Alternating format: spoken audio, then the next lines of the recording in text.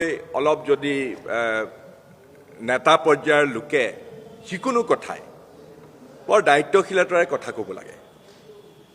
এই ভদ্ৰলোকজন যিজন জইন কৰিলে মই বৰ ভালকৈ চিনি নাপাওঁ, তেওঁ আমাৰ অবাঞ্ছিত কথা কৈছে। হয়তো তাৰ অৱশ্যে এটা তেওঁ যিটো ক'ব বিচাৰিছিলে হয়তো ভালকৈ তেওঁ বুজাই পেলাই ক'ব পৰা নাই, হয়তো এনেকুৱাও হ'ব পাৰে। প্ৰদ্যুৎ বৰদলৈ ডাঙৰীয়া আপনি মিয়াৰ ভোট লৈ আপনি সংখ্যালঘু মানুহৰ ভোট লৈ নিৰ্বাচনত জয়লাভ কৰিছে। আজি আপনি আমচুৰ প্ৰাক্তন সভাপতিক আপনি চিনি নাপায়, ভালকে নাজানে, তেওঁৰ বেকগ্ৰাউণ্ড নাজানে, আপনি নীলাজৰ দৰে এই কথাটো কেনেকৈ ক'ব পাৰিলে? আপনি নীলাজৰ দৰে এই কথাটো কেনেকৈ ক'ব পাৰিলে? প্ৰদ্যুৎ বৰদলৈ ডাঙৰীয়া, আপোনাক কৈছোঁ আৰু আপুনি এই কথাটো স্পষ্টীকৰণ দিয়ক। আপুনি এই কথাৰ স্পষ্টীকৰণ আপুনি দিব লাগিব, অন্যথাই আমচে আপোনাৰ বিৰুদ্ধে ব্যৱস্থা গ্ৰহণ কৰিব।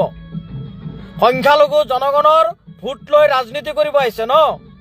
সংখ্যালঘু জনগোষ্ঠীৰ ভোট লৈ ৰাজনীতি কৰিব আৰু সংখ্যালঘু জনগোষ্ঠীৰ অধিকাৰৰ কথা ক'লে আপোনালোকে লাজ পায়। এজন সংগ্ৰামী ছাত্ৰ নেতা, প্ৰায় 28 বছৰ, প্ৰায় 20 বছৰ সংগঠনত দায়িত্ব পালন কৰিছে, সংখ্যালঘু জনগণৰ সমস্যা সংক্ৰান্তত মাত মাতিছে, আৰু তাৰ পিছত আপুনি প্ৰদ্যুৎ বৰদলৈ ডাঙৰীয়া আৰু তাৰ পিছত আপুনি দেৱব্ৰত শইকীয়া ডাঙৰীয়া আপুনি উচ্চবাচ্য কৰিব সেইজন সংগ্ৰামী ছাত্ৰ নেতাক। আপুনি মনে মনে বহি আছে।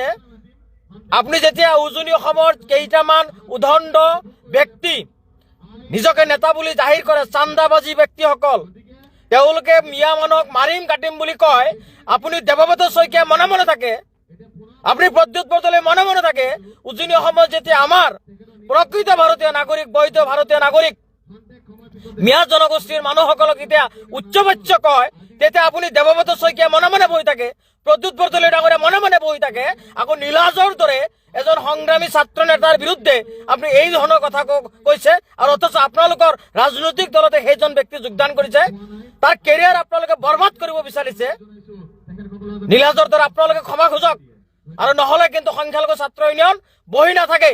স্পষ্টভাৱে কৈ দিছো, ৰেজাউলগঞ্জ চৰকাৰ ডাঙৰীয়াক মই ভালকে জানো, মোৰ সতীৰ্থ, একেলগে সংগঠন কৰিছো। বক্তব্য প্ৰদান কৰোঁতে মানুহৰ কেতিয়াবা শব্দৰ কিছু তাৰতম্য হ'ব পাৰে, সেই বুলি আপুনি ৰেজাউলগঞ্জ চৰকাৰ ডাঙৰীয়াক আপুনি হিমন্ত বিশ্ব শৰ্মাৰ এজেণ্ট সজাব আৰু প্ৰদ্যুৎ বৰদলৈ একো নাজানো বুলি কৈছে। কি বুজাব বিচাৰিছে আপোনালোকে? অসমৰ সংখ্যালঘু ৰাইজে এইসকল নেতাক চিনি লওক। সংখ্যালঘু অঞ্চলত যেতিয়া তেওঁলোকে নিৰ্বাচনীয় প্ৰচাৰত আহিব, তেতিয়া তেওঁলোকক আপোনালোকে প্ৰশ্ন কৰিব, আৰু আমি প্ৰশ্ন কৰিম। কথা দিলো, দেৱব্ৰত শইকীয়া য'তে পাম মই আৰু প্ৰদ্যুৎ বৰদলৈ ডাঙৰীয়া য'তে পাম, আপোনালোকক প্ৰশ্ন কৰা হ'ব, জবাবদিহি কৰা হ'ব, উত্তৰ আপোনালোকে দিব লাগিব। এজন ছাত্ৰ সংগঠনৰ নেতা, সংগ্ৰামী নেতা, 20 বছৰ সংগঠন কৰিছে, সংখ্যালঘু জনগোষ্ঠীৰ হৈ মাত মাতিছে, আৰু সেই ৰেজাউলগঞ্জ চৰকাৰৰ বিৰুদ্ধে আপোনালোকে বিভিন্নজনে বিভাজনৰ ৰাজনীতি কৰিছে। হিমন্ত বিশ্ব শৰ্মা আৰু বিজেপিৰ যিটো আপোনাৰ পলিটিকেল যিটো নেক্সাছ কয়, তেওঁলোকৰ যিটো পলিচি, সেই পলিচি মতেই আজি দেৱব্ৰত শইকীয়া আৰু প্ৰদ্যুৎ বৰদলৈ বক্তব্য প্ৰদান কৰিছে। এই কথাটো আমাৰ সন্দেহ হৈছে।